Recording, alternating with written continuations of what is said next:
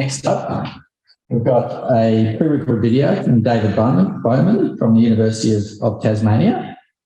And David is all about the trade-offs between the needs of culture and society and ecology and biodiversity. And as climate change starts to affect us, our fire landscape is changing. So he's doing a ton of work in that space and how that we ensure these fire in a sustainable way.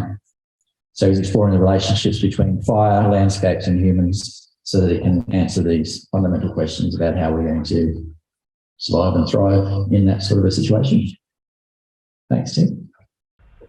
Hi, my name's David Bowman. I'm the Professor of Pyrogeography and Fire Science at the University of Tasmania. I'm also the Director of the Fire Centre Research Hub at the University of Tasmania, and I'm going to be an Australian Research Council Fellow, Laureate Fellow next year. So what I've been asked to do is talk about sustainable fire management in tropical North Australian savannas. And this is a really big topic. I've been working on this topic almost for 40 years. I'm going to try to keep it reasonably simple. I'm going to refer to my more recent publications, and you'll have the full details of those publications, so you can get, if you really want to get into the in-depth. And I really wanted to focus on the pointy end of the debate and what it means for land management. So the outline of the talk, basically, I'm going to talk about why spatial patterns of fires matter, which we call these patterns, these geographical patterning, pyrodiversity.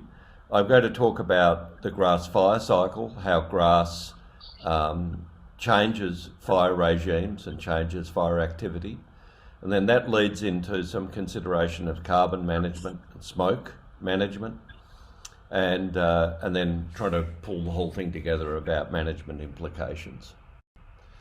The lion's share of this talk is really about an Arnhem Land project that I commenced back in 1997. And basically I was privileged to be working with a group of Aboriginal landowners on an outstation and in central Arnhem Land at a site called Dugalajaran. And we often used Kakadu National Park in an area that had become depopulated of the traditional owners as a sort of a counterpoint, so we could compare where Aboriginal people reside and where what happens when Aboriginal fire management breaks down. The first thing that we noticed, a paper we published back almost 20 years ago, is that around outstations, and that's on the right-hand side, you have much more patchy burning, and so you get people who are, using resources around the outstations. They're burning smaller areas, whereas you can see on the left-hand side, it's more uniformly burnt. The circles, the black circles, correspond. The size of the circles correspond to the number of fires over, I recall at that stage it was around a 10-year period that we were mapping. I think actually I can see in the key it's 7 years. And we were just noticed that there was this, what we would call greater pyrodiversity around Aboriginal fire management. But what most of the project ended up being about is the use of Calitris intertropica, cypress pine, as a bioindicator of pyrodiversity, and I'm going to very briefly lead you through that story. But the key point is when you go into the bush, typically you'll see what's on the right-hand side, just dead cypress pine trees. And cypress pines are a really good bioindicator in Northern Australia because the timber is termite resistant. So when the trees are killed, they hang around maybe for even 100 years. So you can see that something has changed in the landscape. Lots of other things have happened in the landscape, but you can't see that. That's disappeared because of the fires, because of the termites and so on. And on the left-hand side, you can see a little grove of cypress pines, and we're going to talk about those groves in a minute. They're really interesting because they are little patches of trees that are relatively fire sensitive. We know a lot about their fire sensitivity, both in the trees and seedlings. We've performed experiments, so we've got a very good understanding of what they can and can't tolerate, the sorts of fires, particularly heavy grassland fires. Grass fires will kill them. You see that little clump, that actually excludes grass, and you just have a litter mat. So you get a completely different sort of fire regime in those clumps, a little self-protecting island in frequently burnt savannas. And so you can see those two photographs are switching from, healthy population to an unhealthy population. So one of the things we did is that we went into Kakadu National Park and we did transects. I think that the total area surveyed on foot, these field traverses, about 30 kilometres of field, I can't remember, it was something like a 10-metre wide transect searching for seedlings and saplings. The seedlings were in a narrower transect. And the take-home message there is there just weren't any seedlings or saplings, and the grey bars are dead. Most of the landscape had died. They were just dead. Very, very few old, remaining fire-damaged cypress pines. Whereas on the Aboriginal estate at Douglajaran, there were just lots and lots of seedlings. There was a little bit of a loss of those seedlings, but the saplings were being recruited into the population. And there were also, dead trees in the landscape as well, but remembering they endure in the landscape. I haven't got time to explain how we were able to reconstruct this patch dynamic, but I'd like you to read the paper. We didn't just sort of like dream this up out of nothing. It really is representing, several decades of work of myself and my students and collaborators. It was an absolutely massive research effort. And what we found is that calitris is actually, remember I mentioned those groves and those dead trees, there's basically a shifting mosaic calitris. So calitris grows in the landscape, it gets burnt, it degrades, you might end up with what we call a singleton tree, or the patch might be completely killed, or it might be able to bounce back and recover, or because of seed dispersal it may be able to establish a new little patch. And on the right-hand side of this diagram, what we would argue, and we can see using all sorts of techniques of reconstructing vegetation patterns, dendrochronology and permanent tree inventories and so on. And as I say, I really, go and read the paper that we wrote. It is a synthesis of a huge amount of work, but what we're able to show is that there was a patch dynamic. So the healthy stands, the degrading stands under Aboriginal fire management were shifting around. But when the modern regime came, the landscape started just being homogenised until you get down into the Kakadu situation where pretty well everything has been killed and you might just have one surviving singleton old damaged tree. It's exactly what we observed in our field traverses. A very important feature of our work, and we did actually a survey from maybe 10 or 15 years ago. We did a survey from the Queensland border right across into the Kimberley, where we were looking at grass fuel loads, and we could see that they were, under Aboriginal management, the amount of the particularly sorghum, those annual grasses, were much lower. It's exactly what we saw in this study as well, that in Kakadu on the escarpment in the stone country, the grass fuel loads were higher.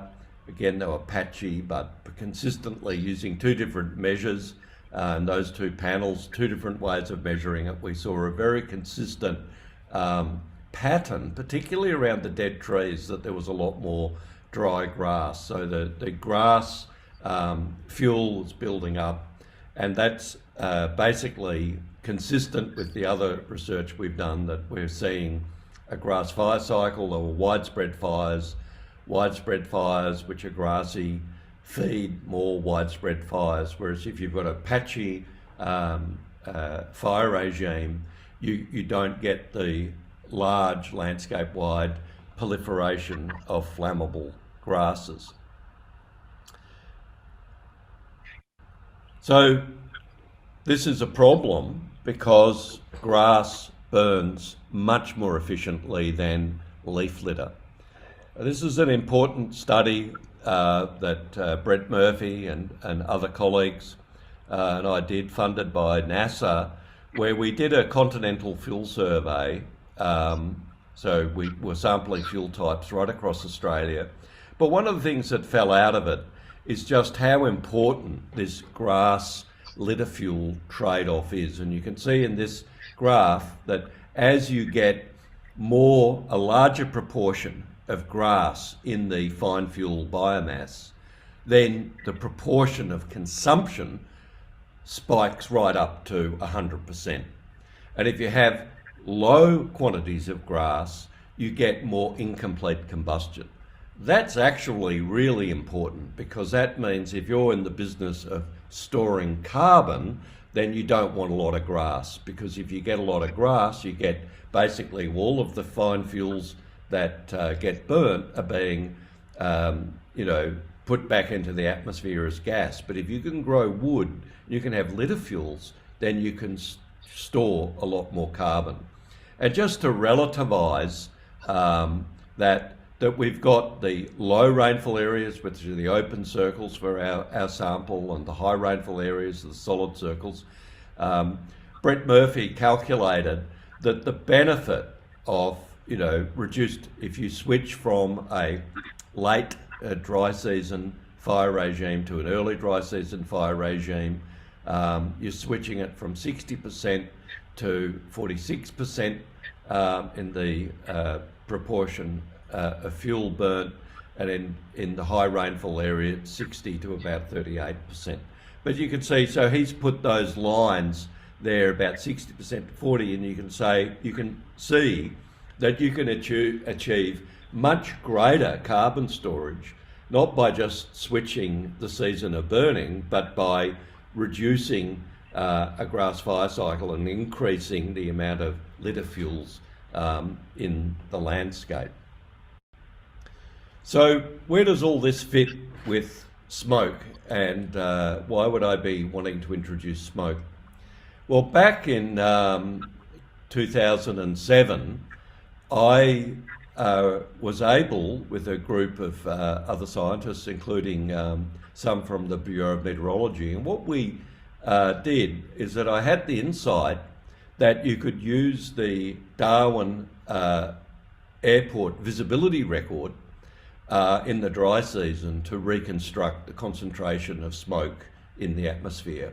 And we didn't just sort of hypothesise that, we actually put out monitors, and in the paper that I'm citing there, we actually proved that there was a strong statistical relationship.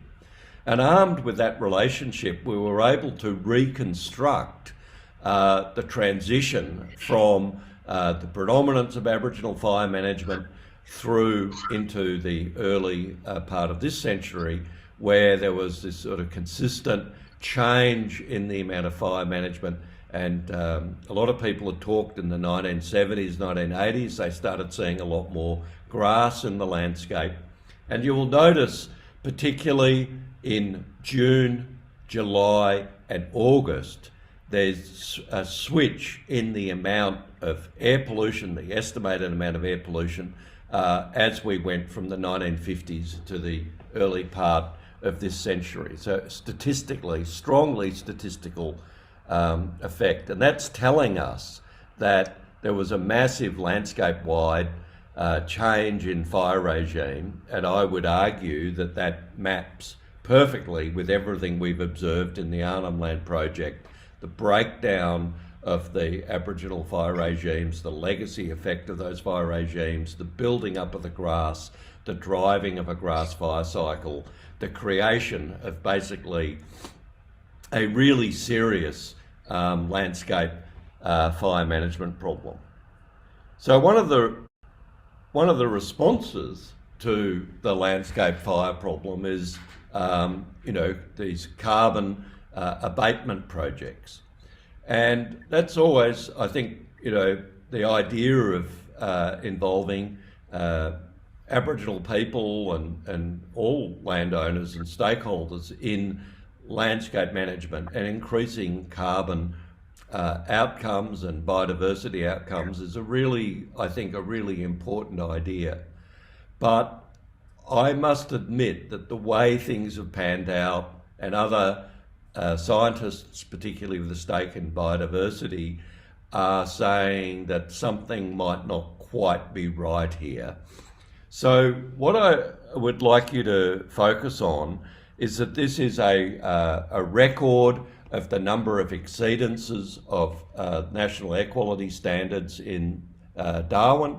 We, back in the early part of this century, worked with the Northern Territory government to establish a nationally consistent air quality monitoring program, and we've recently analysed those data and make an argument in the paper that in the journal Ambio, which hopefully, if you can't find it, I can send you a copy if you send me an email. And the title of the paper, I think, really gets to the point of it. Smoke pollution must be part of the Savannah fire management equation, a case study from Darwin, Australia. And the key point here is that around 2010, something really, and remembering that we were already seeing something pretty significantly different changing in Darwin air quality, the breakdown of Aboriginal fire management. Well, something that has happened around 2010 where the number of exceedances has just shot up, it's skyrocketed, and you can see particularly in the early dry season, and that is these pink dots. It's just shot up.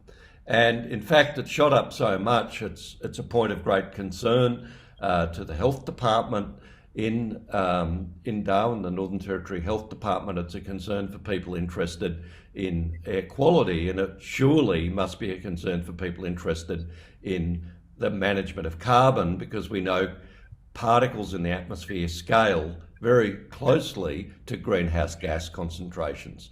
So something has really changed. Now, we looked at the area burnt in a radius around Darwin, and we, in our paper, we can't conclusively prove, but we certainly raised the question, is this extreme smoke pollution that's occurring, and it is truly extreme. Darwin, as I said, has the worst air quality in Australia, which is quite an achievement, because in the time that I went to Darwin, I first went to Darwin in 1984, and, the dry season came, and it was, a monotonous season of blue sky, blue sky, blue sky. You go back to Darwin now, and the dry season is, it's like, it's a haze, it's a smog. You can smell it, you can see it, it makes tremendous sunsets, but there's something, sometimes it's almost like fog-like, it's so thick. And these things are really, really, I'm not making this up, they're demonstrable and measurable. One of the great things about science is that it's not just, my opinion. We've actually got independent data that shows that the air quality is worsening. So we've got, I think, a series of problems, and I now want to just very briefly sum up and talk about, what I think the problem is and what the solution to the problem is. So I'd like to sum up the talk and try to pull all of this together and explain what I'm saying. And I think the first point is that, really is incontrovertible now. It's not really anything left to argue about, that there have been drastic changes to landscapes following the cessation of Aboriginal fire management right across Australia. And what Aboriginal fire management was doing was creating landscape fire mosaics. And in the monsoon tropics, these fire mosaics actually created a lot of diversity in the landscape and increased the amount of sort of the mix of grasses and woody plants. And when those fire regimes broke down, there's been a proliferation of flammable grasses like sorghum, and we're getting into a grass fire cycle. And so you're getting these landscapes that are very flammable. You can understand why managers want to burn landscapes, because they're carrying these tremendous fire risk. But the problem is, as you keep burning them, the fires are growing, they're spreading, they're creating more grass. You're feeding a feedback system that creates a real problem for fire management. And it's also a real problem for carbon storage, because as I've explained, flammable grasses are they're very combustible, they burn very completely. They're the sort of petrol of bush fuels, and if you can get more woody material into the landscape, you get more incomplete combustion, you get more carbon storage, more charcoal. So it's a much better way to store carbon is to actually not have these grass fires. We need to actually try to get these grass fires reversed, and so you get, an argument for biodiversity. And we're seeing a real problem because these landscapes are becoming more combustible. We're seeing a dramatic, and there's absolutely no reason not to use the word dramatic, worsening in air quality, despite the carbon abatement projects which are occurring. We suspect that they are exacerbating it because there is a very strong incentive to burn early in the dry season.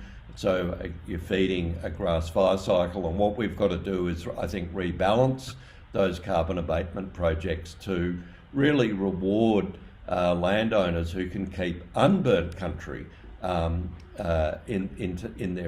their land as much as burnt country. Just rewarding people to burn before the 1st of August really is creating, I think, a very volatile situation.